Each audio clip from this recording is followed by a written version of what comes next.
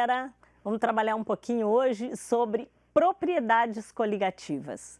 O que são as propriedades coligativas? As propriedades coligativas são aquelas que estudam os efeitos da adição de um soluto não volátil a um solvente. É como se a gente comparasse um solvente puro com uma mistura homogênea, com a adição, de um soluto no meu solvente. Então, como é que funciona isso? Todos os solventes, eles evaporam, certo? E quando eles evaporam, eles formam o que a gente chama de pressão de vapor, ok? E nesse caso, a gente vai estudar exatamente como é que funciona quando eu adiciono um soluto não volátil na minha pressão de vapor. No primeiro momento é a tonoscopia, a gente chama de tonoscopia, que é o abaixamento da pressão de vapor por adição do soluto não volátil.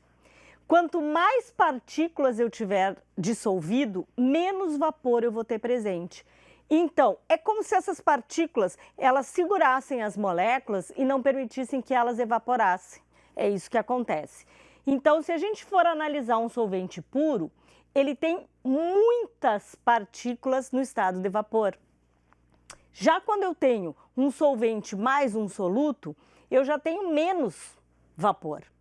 Então, consequentemente, é como se esse soluto adicionado segurasse as moléculas para que elas não passassem para o estado de vapor. Bom, temos aqui a ebulioscopia, outra propriedade coligativa. A primeira delas, então, tonoscopia, que é aquela que nos dá o abaixamento da pressão de vapor pela adição de partículas. Quanto mais partículas, menos vapor. A ebulioscopia, ela é aquela que nos dá o aumento do número de partículas e o aumento da temperatura de ebulição.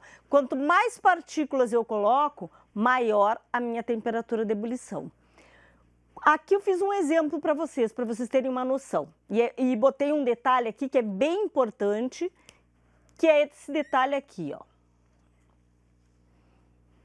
Mais partículas, mais temperatura de ebulição. Eu gosto muito de usar a setinha. Maior o número de partículas, maior a temperatura de ebulição. Então é importante a gente olhar que se eu tiver a água pura, normalmente a água pura a gente sabe que ela vai entrar em ebulição a 100 graus Celsius. Se eu tiver a adição da glicose, 1 mol por litro a concentração da glicose aqui, eu já vou ter uma maior temperatura de ebulição. Já se eu tiver o NaCl, vai ser maior ainda. Então, a temperatura de ebulição, ela vem subindo assim, ó. Por que o NaCl é maior se o NaCl que eu coloquei aqui é 1 mol por litro também? Porque o NaCl é uma substância iônica. E aí a gente tem que lembrar que a substância iônica, ela se dissocia e ela se separa ali dentro.